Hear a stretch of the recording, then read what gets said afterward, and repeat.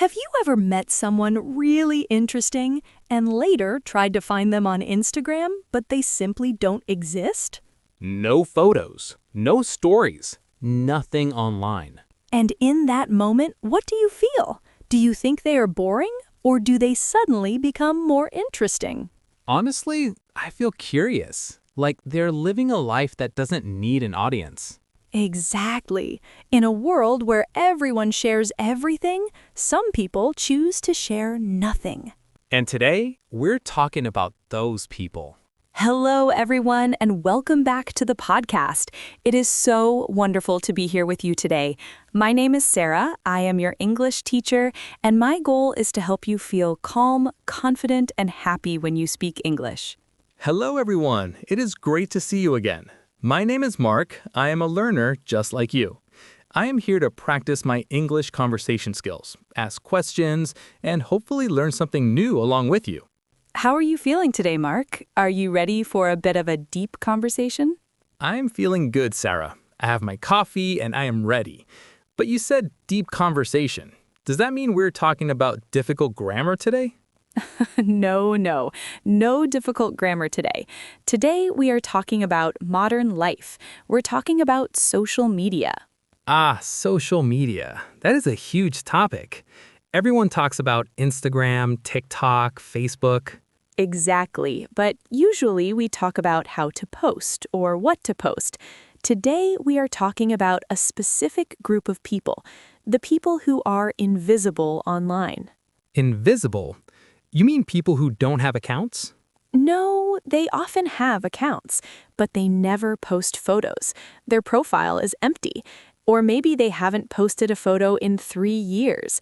Today's topic is people who don't post their photos on social media. That is fascinating. You know, Sarah, I have friends like that. They look at everything, they like other people's photos, but they never show their own faces. Yes, we often call them lurkers or ghosts. But today, I want to look at this positively. I think these people might have a very healthy mindset, a mindset that can actually help us learn English too. I am really curious about this because sometimes I feel pressure to post. If I don't post, I feel like maybe people will forget me. That is a very common fear. We call it the fear of being forgotten. But before we dive deep, I want to ask our listeners a question.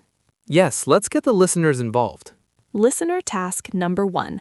I want you to pick up your phone right now or just think about it. When was the last time you posted a photo of yourself?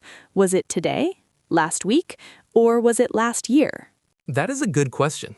Think about it and think about why you posted it. Did you want to share a memory or did you want people to say you look good? Be honest with yourself. There is no wrong answer. Just notice your habit. Okay, Sarah, so let's talk about the people who don't post. Why do they do it? Are they hiding something? Usually, no, they are not hiding. They are simply protecting. Protecting? Protecting what? Protecting their privacy. We live in a world where everyone knows everything about everyone. That is true. I know what my high school friends ate for dinner yesterday, and I haven't seen them in 10 years. It's a little strange, actually. It is strange. For some people, privacy is like a treasure. They want to keep their life for themselves. Think of it like a secret garden. A secret garden. I like that image. If you invite the whole world into your garden, the flowers might get trampled. But if you keep the gate closed, the garden stays peaceful. So people who don't post are just keeping their garden private. Yes, they value the mystery. Mystery is a cool word. It means something unknown and interesting. Exactly. Think about it, Mark. If you meet a friend for coffee and you already saw all their photos on Instagram, you know everything they did last week. Yes, I say, "Oh, I saw you went to the beach. It looked nice." And the conversation is short. But if they don't post, you have to ask, how are you? What have you been doing? And they tell you a story. The conversation is deeper. That is a really good point. Social media steals our stories. If I post everything, I have nothing left to say when we meet face to face. Exactly. So reason number 1 is privacy and mystery. Okay, what is reason number 2? Reason number 2 is living in the moment. I hear this phrase a lot in English. Live in the moment. Can you explain it simply? Sure. Imagine you're at a concert. Your favorite band is playing. What do most people do? They take out their phones, they record a video, they watch the singer through their small screen. Exactly. They are recording the moment, but they are not feeling the moment. And the people who don't post? They are just watching with their eyes. They are dancing, they are crying, they're 100% there. They're not worrying about the camera angle, they're not worrying about the lighting. Right. When you try to take the perfect photo, you step out of the experience. You become a director, not a participant. I have done that. I have stopped a nice dinner to take a photo of the food, and by the time I ate it, the food was cold. See, the photo cost you the hot meal. The non-posters prefer the hot meal. That makes a lot of sense. It's about prioritizing the feeling over the picture. Yes, prioritizing the memory over the proof. Prioritizing the memory over the proof. That is a powerful sentence because we often feel like, if I don't post a photo, did it really happen? That is the modern problem. Pics or it didn't happen. But of course it happened. Your brain recorded it. Your heart recorded it. That's enough. Okay, so reason 1 is privacy. Reason 2 is living in the moment. Is there a third reason? Yes, reason number 3 is freedom from validation. Validation. That is a big word. Can we explain that for our listeners? Of course, validation means getting approval. It means knowing that you are good or okay because someone else says so. In social media, validation is the like button. Yes, when we post a photo, we wait. We check our phone. Did anyone like it? Did anyone comment? Did why only 10 people like this? Usually 50 people like my photos. Am I ugly today? Exactly. It creates anxiety. It creates a roller coaster of emotions. If people like it, you're happy. If they don't, you're sad. You're giving the remote control of your emotions to strangers. That is a perfect metaphor, Mark. You're giving the remote control to strangers. The people who don't post, they keep the remote control. They don't need 50 people to tell them they look good. They know they look good. Or they just don't care. They're confident. True confidence is usually quiet. Insecurity is often loud. True confidence is quiet. I really like that. It's like the rich man who wears a t-shirt versus the man who wears a giant gold watch to show he has money. Yes, if you're truly happy, you don't need to prove it to the internet. You're just busy being happy. So Sarah, this connects to English learning, doesn't it? It connects deeply. Think about students learning English. Some students post certificates every week. Look, I studied for 5 hours. And that's fine. If it motivates them, that's great. But other students, they just study, quietly, every day. They don't announce it, they just do the work. Yes, they're not studying for the likes, they're studying for the skill, they're studying for themselves. That's internal motivation versus external motivation. Exactly. Internal motivation lasts longer. External motivation burns out quickly. I want to be like the quiet student, the one who surprises everyone later. The one who shows up a year later speaking fluently and everyone asks, "Wow, how did you do that?" And I will say, I was busy learning, not posting. Perfect. Now I want to engage our listeners again. Yes, let's give them another task. Listener task number 2. I want you to think of one person you know who rarely posts on social media, a friend, a family member, or a colleague. Picture them in your mind. Now ask yourself, does this person seem unhappy or do they seem calm and grounded? Grounded, that means stable, right? Like a tree with strong roots. Yes, usually the people who don't post are very grounded. They're not floating away in the digital world. My friend David never posts, and he's the most relaxed person I know. He reads books, he walks his dog, he's happy. David sounds like he has figured it out. So Sarah, let's say I want to be more like David, but it's hard. The pressure is real.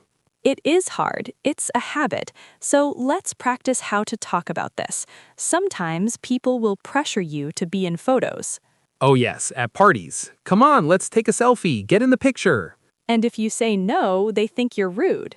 Right, they say, you're boring, just take the picture. Let's do a little role play. We can practice how to handle this situation gracefully.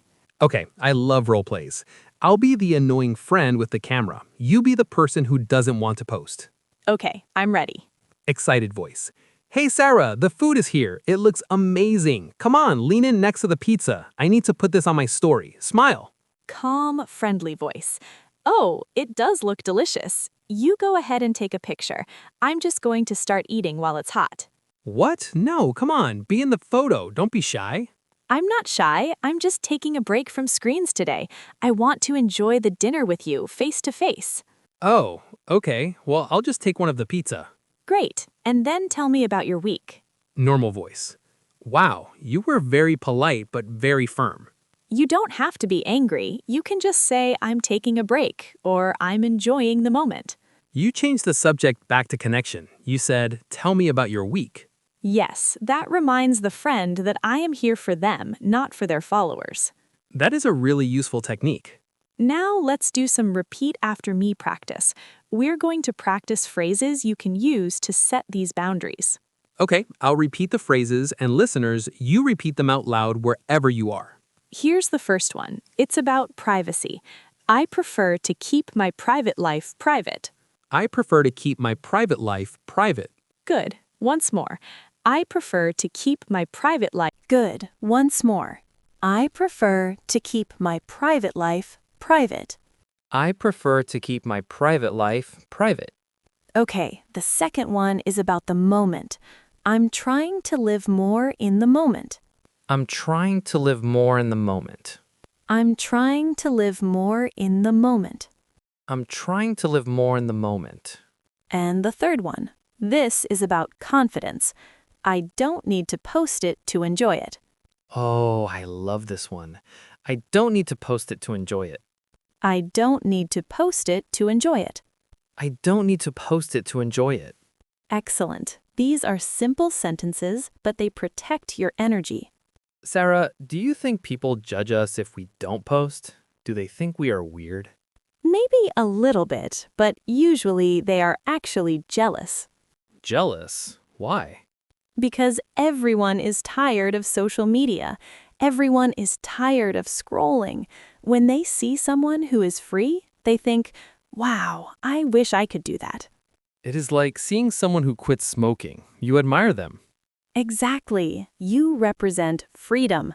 We often use the phrase low profile. Can we discuss that? Yes. Keeping a low profile. This means you are not flashy. You are quiet. You stay under the radar. Under the radar, like a plane that cannot be seen. Yes, successful people often keep a low profile. They don't want everyone watching them. They want peace. So being a non-poster is actually a power move. It is. It says, my life is for me. I am feeling very inspired to delete my Instagram app right now. You don't have to delete it. Social media is a tool. It is good for some things, like learning English. That is true. We are on a podcast right now. We use technology. The problem is not the technology. The problem is the relationship we have with it. We want to use the tool, not let the tool use us. Right. Use it to learn, use it to connect, but don't use it to measure your worth. Don't use it as a mirror to see if you are beautiful. Use a real mirror for that. Or ask your mom. She will tell you. Yes, moms are good for that. So, Sarah, how can we start this? If someone is addicted to posting, how do they stop? Start with a small challenge. You don't have to stop forever. Just take a digital detox. A digital detox, like a diet for your phone. Yes, maybe try one weekend. Go away for the weekend and promise yourself no photos. Or take photos, but don't post them. Yes, take photos for your memory. Keep them on your phone. Look at them later, but don't share them. See how it feels to own the memory all by yourself. It feels intimate. It feels special. I think that is a great challenge. And that brings us to our final task for the listeners. Listener task number 3. What is it? I want to challenge you. In the comments section, I want you to write one sentence. Tell us about a beautiful moment you had recently that you didn't post. Oh, that is nice. A secret moment. Maybe you saw a beautiful sunset. Maybe you had a great coffee with a friend. Maybe you just felt happy walking down the street. Write it down for us. Describe the memory with words, not photos. Describing a memory in words is great English practice. It forces you to use descriptive language. For example, yesterday I saw a double rainbow. I didn't take a picture, I just looked at it for 5 minutes. That is beautiful, Mark, and I can imagine it perfectly. So, Sarah, to summarize today's topic, To summarize, people who don't post are not hiding, they're living. they are protecting their privacy, they are enjoying the moment, and they are free from the need for validation. They are confident enough to be quiet. And we can learn from them. Even if we still use social media, we can try to be a little more like them. We can keep a few secrets for ourselves. I like that. Keep a few secrets. Well, Mark, this has been a very refreshing conversation. I feel calmer just talking about it. Me too. I feel less pressure. I think I will put my phone away for the rest of the day. That sounds like a wonderful plan. Thank you for guiding us through this, Sarah. And thank you, Mark, for your honest questions. And thank you to our listeners. Yes, thank you for listening. We appreciate you. Remember, you are doing great. Your progress is real, whether you post it or not. We believe in you. See you in the next episode. Bye, everyone. Put your phone down and go outside.